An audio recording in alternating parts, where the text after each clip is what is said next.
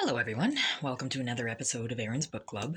I know it's been forever since I've done a review, but I have gone through a fair lot of personal stuff in the last few weeks, which has slowed down my reading. That being said, I do have a book review to do today. The book review is The Memory of Animals by Claire Fuller.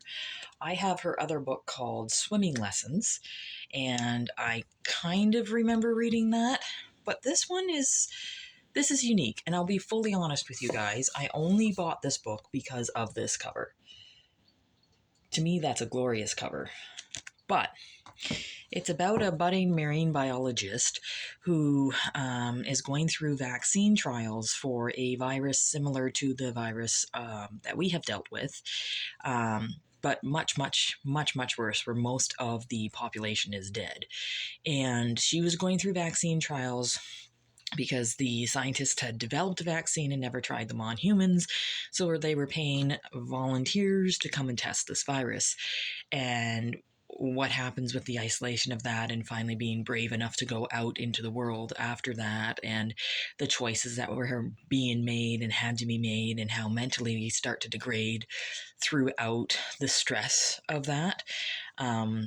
It's about the relationships that you go through when you're forced together with people you don't know, and how even if there are people you don't know and don't like, when you're forced to rely on them to survive, you learn how to interact in a way where you guys can still function and communicate. So it had a lot of really good points.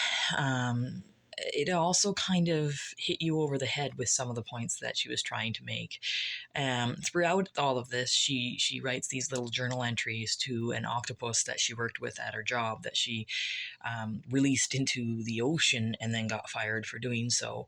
And it's an interesting concept, and it's actually a book, I guess, a book genre that I would like to learn more about and like to read more about, because the only really virus genres that I get or that I have read are like your zombies or your werewolves or your vampires. So with this being like um, a non-supernatural virus, but an exploration and a examination of what would happen if the COVID virus was much, much worse, and the concept of it still being transmissible through animals.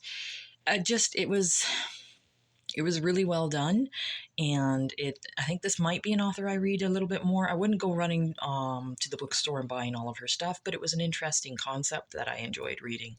So if any of you guys are into science and the study of the human mind, this might be one you like. But that being said, I will let you know when I have another book read. Thanks, guys.